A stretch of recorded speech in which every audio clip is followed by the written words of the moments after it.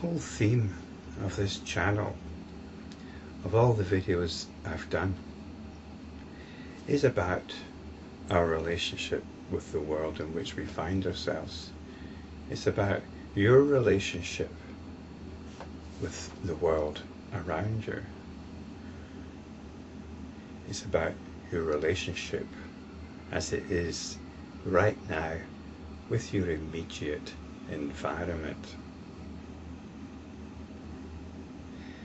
This relationship is normally based on the complete assumption that there's an individual here experiencing a world out there. In fact, this is implied by the term relationship, even the term that I'm using. So even this term that I'm using is very limiting and is conducive to limited understanding. And we're often told about the egolessness of the world and the egolessness of the individual. This means that neither the world nor the individual have any substantial or substantive reality. Now, you might find this an interesting idea. You might even be in agreement with it. But that's not enough. We need to know what this means on a practical level. What does it mean for us right here, right now?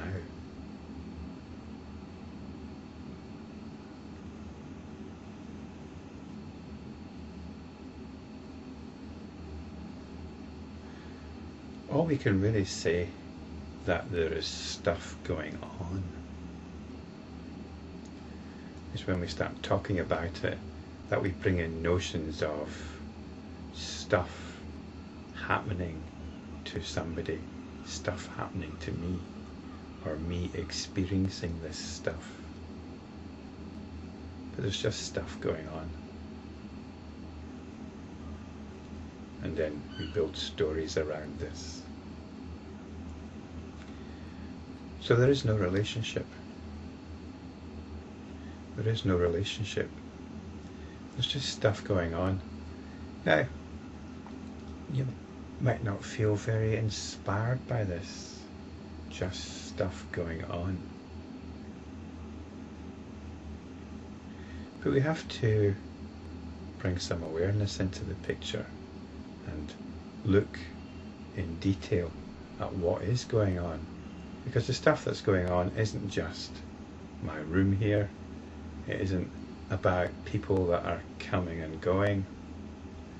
It isn't about incidents that happen. Well, it is about all of that. But more importantly, the stuff that we really get involved with are our feelings and our thoughts. That's the stuff that's really going on. Our feelings and thoughts are simply feelings and thoughts. There's a mood going on. There's a mood going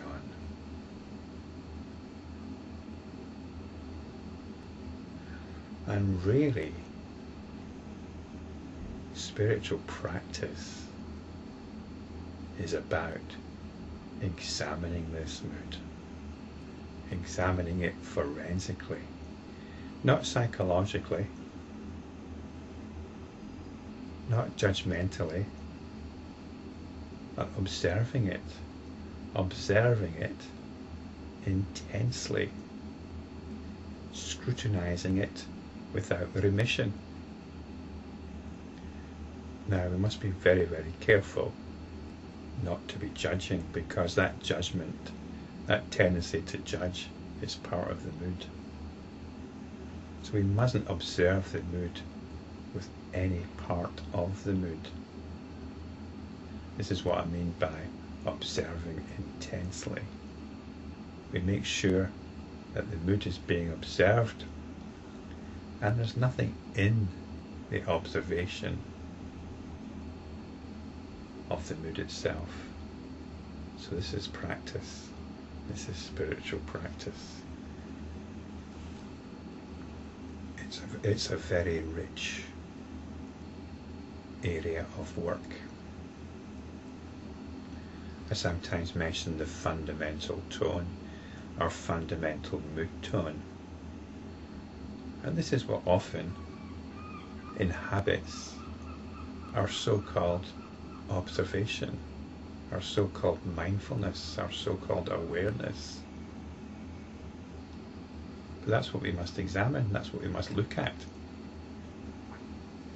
In doing so, we get to something beyond our mood, beyond our fundamental mood tone. Our fundamental mood tone is very much related to how we regard the world.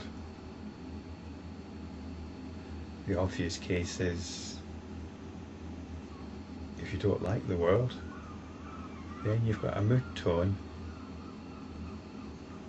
which can be rather grudging and nihilistic.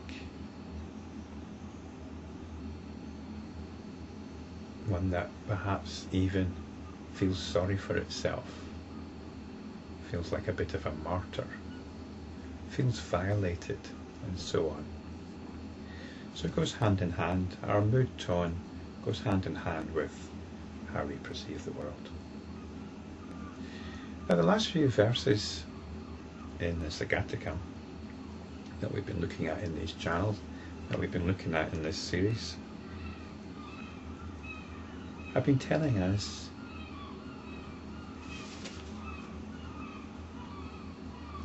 that the external world, this so-called external world, is actually a reflection of mind itself. And this is mind with a capital M, which we must take in some absolute sense. So this is it. This blows any justification for a dismal fundamental mood tone out of the water. There's no room for it here. And again, we have to understand this on a practical level. We don't get caught up in aspects of the external world. But what we can do is relate to the fact that there's something going on at all, that there's stuff happening.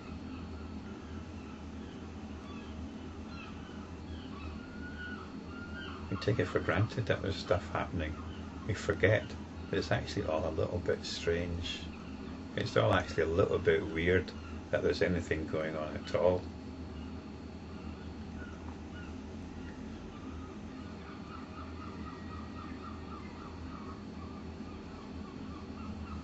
We get a little bit stale.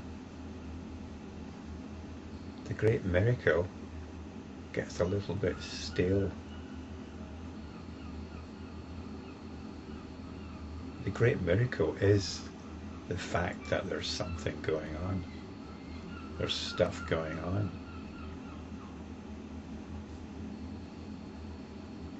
And it helps if we can come to this world with beginner's mind. And rather than get caught up with all the stuff that's going on, all this stuff is a presence. It is a presence.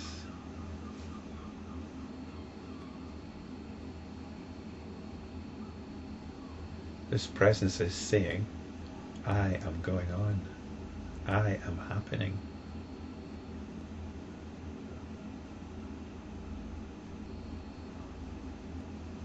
The fact that this is so is beyond our ability to appreciate it. It's mind-numbingly staggering.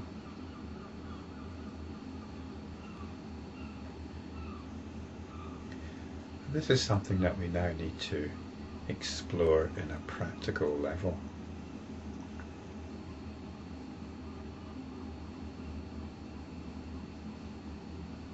We can no longer hang on to any dismal, limiting mood tone.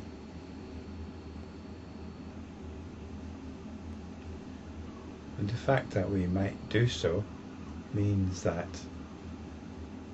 we're missing the point of the teachings. We're missing what's being conveyed here. We're missing what we're being pointed to. We're being pointed to presence. We've been asked to witness this. This witnessing is pure awareness.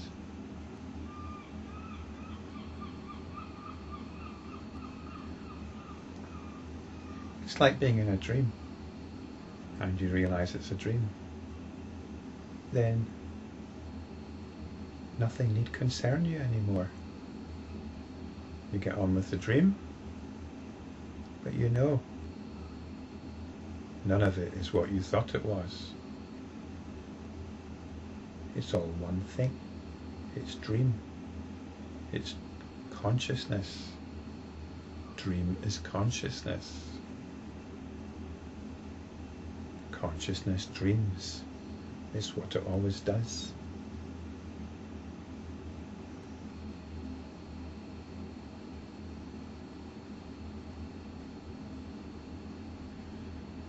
So when the sutra tells us that the external world is mind itself,